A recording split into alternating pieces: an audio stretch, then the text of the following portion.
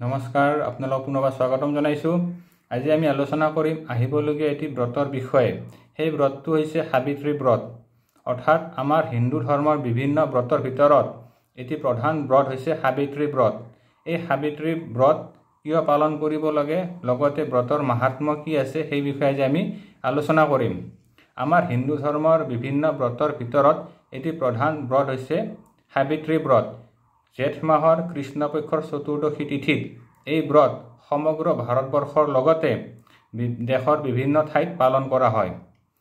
এই ব্ৰত সাধাৰণতে বিবাহিত মহিলাই নিজৰ স্বামীৰ আয়ুস বৃদ্ধিৰ বাবে পালন কৰা হয়। নিজৰ স্বামীৰ আয়ুস বৃদ্ধিৰ লগতে সুসন্তান প্ৰাপ্তি লগতে আৰ্থিক উন্নতিৰ ক্ষেত্ৰত এই ব্ৰত পালন কৰিলে বিশেষ সহায়ক হয়। ব্ৰত কথা অৰ্থাৎ প্ৰাচীন কথা অনুসৰি সাবিত্ৰী আছিল অশ্বপতিৰ কন্যা। অৰ্থাৎ সাবিত্ৰীয়ে সত্যবানক নিজৰ স্বামী হিচাপে গ্ৰহণ কৰে। মই একেবাৰে চমুকৈ কথাখিনি কৈছোঁ, গ্ৰহণ কৰে। আৰু সাবিত্ৰীৰ শহুৰ শাহু আছিল অন্ধ। সত্যবানে সদায় খৰি কাটি আনি জীৱন নিৰ্বাহ কৰিছিলে আৰু এই ক্ষেত্ৰত সাবিত্ৰীয়েও সত্যবানক সহায় কৰিছিলে। এদিন যেতিয়া সত্যবান বনত খৰি কাটিবলৈ গ'ল, তেতিয়া হঠাৎ সত্যবানৰ গা বেয়া লাগিলে আৰু তেওঁ গছৰ পৰা নামি আহি বটবৃক্ষৰ তলত জিৰণি ল'লে আৰু তাতে তেওঁ মূৰ্ছা গ'ল।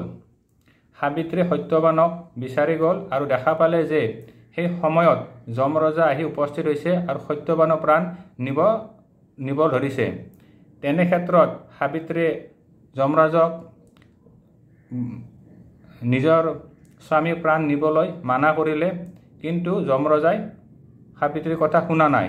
অৰ্থাৎ সাবিত্ৰী আৰু যমৰাজাৰ মাজত অনেক সময় ধৰি তৰ্কযুদ্ধ হ'ল আৰু অৱশেষত সাবিত্ৰীৰ পতিব্ৰতা ধৰ্মৰ ওচৰত যমৰজা পৰাজিত হ'ল আৰু যমৰজাই সত্যবানক প্ৰাণ ঘূৰাই দিলে।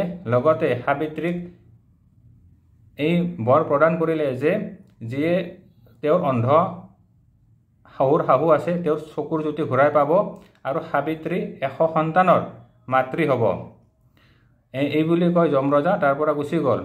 যিহেতু সত্যবানে বটবৃক্ষৰ তলত প্ৰাণ ঘূৰাই পালে, গতিকে এই ব্ৰত সাবিত্ৰী ব্ৰত হিচাপে পালন কৰি অহা হৈছে। দেশৰ বিভিন্ন ঠাই অনুসৰি এই ব্ৰত পালনৰ নিয়ম বেলেগ বেলেগ হয়। আজি আমি আলোচনা কৰিম এই ব্ৰতৰ কিছুমান নিয়ম, অৰ্থাৎ এই ব্ৰত কেনেদৰে পালন কৰিব। অৰ্থাৎ ব্ৰতৰ দিনা আপোনালোকে সোনকালে ৰাতিপুৱা উঠি ঘৰ চাফ চিকুণ কৰি ল'ব। লগতে পবিত্ৰ নদীত গা ধুব পাৰিলে বিশেষ শুভ হয়। যদি পবিত্ৰ নদী নাপায় তেতিয়াহ'লে গংগাজল মিহলাই গা ধুলেও বিশেষ শুভ হ'ব।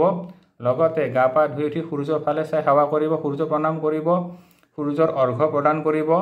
লগতে নিজ গৃহত ধূপ চাকি জ্বলাই ব্ৰত আৰম্ভ কৰিব। এই ব্ৰত সাধাৰণতে সন্ধিয়া সময়ত কৰা হয়। দিনটো উপবাসে থাকিব আৰু সন্ধিয়া সময়ত নিজ গৃহৰ স্থাপনাত যদি আপোনালোকে ঘট স্থাপন কৰিব পাৰিলে বিশেষ ভাল, আৰু যদি ঘট স্থাপন কৰিব নোৱাৰে তেতিয়াহ'লে 14 বিধ ফল আৰু 13 বিধ ফুলেৰে এই পূজা অনুষ্ঠিত কৰা হয়। এই পূজা সাধাৰণতে লক্ষী নাৰায়ণৰ নামত সমৰ্পণ কৰা হয়।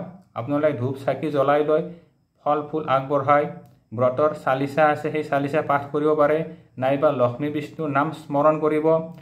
লগতে ভোগ প্ৰসাদ আগবঢ়াই ভগৱানক আৰতি কৰিব। ব্ৰহ্মা বিষ্ণু মহেশ্বৰকো উক্ত দিনা পূজা কৰিব পাৰে।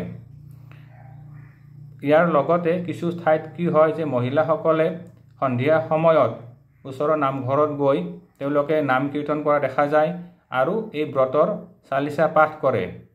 আৰু দেশৰ বিভিন্ন ঠাইত বটবৃক্ষৰ তলতো এই পূজা অনুষ্ঠিত কৰা হয়। অৰ্থাৎ মহিলাসকলে বটবৃক্ষৰ তলত ধূপ চাকি নৈবেদ্য আগবঢ়ায়, লগতে বটবৃক্ষত ৰক্ষা সূতা বান্ধে। তাৰপিছত 5 বাৰ 7 বাৰ 11 বাৰ বা 21 বাৰ বটবৃক্ষ প্ৰদক্ষিণ কৰি নিজৰ স্বামীৰ আয়ুস বৃদ্ধি সুসন্তান প্ৰাপ্তিৰ বিষয়ে প্ৰাৰ্থনা কৰে। অৰ্থাৎ ঠাই বিশেষে এই ব্ৰতৰ নিয়ম বেলেগ বেলেগ।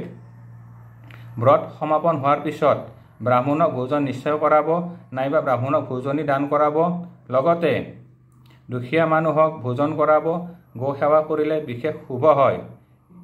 ইয়াৰ পিছত আপোনালোকে নিজৰ ব্ৰত ত্যাগ কৰিব পাৰে। ভংগ কৰিব পাৰে। অৰ্থাৎ এই ব্ৰত যদি পালন কৰা হয় তেতিয়াহ'লে নিজৰ পতিৰ আয়ুস বৃদ্ধিৰ লগতে ৰোগ আৰোগ্য, গৃহত সুখ শান্তি বৃদ্ধি, লক্ষ্মীৰ আগমন, সুসন্তান প্ৰাপ্তি হয় বুলি লোকবিশ্বাস আছে। এইবাৰ এই ব্ৰত পালন কৰা হ'ব আপোনাৰ 5 জুন বুধবাৰ সন্ধিয়া 7:04 কৃষ্ণ চতুৰ্দশী তিথি আছে। অৰ্থাৎ 22 জেঠ বুধবাৰ 5 জুন সন্ধিয়া 7:04 এই কৃষ্ণ চতুৰ্দশী তিথি আছে। গতিকে উক্ত দিনা ৰাতিপুৱাৰ পৰা আপোনালোকে ব্ৰত পালন কৰিব, ফল আহাৰ গ্ৰহণ কৰিব, লগতে সন্ধিয়া সময়ত আপোনালোকে পূজা পাঠ অনুষ্ঠিত কৰিব। আজিলৈ ইমানে, পৰৱৰ্তী সময়ত পুনৰ লগ পাম। ধন্যবাদ। ওম নমঃ শিৱায়।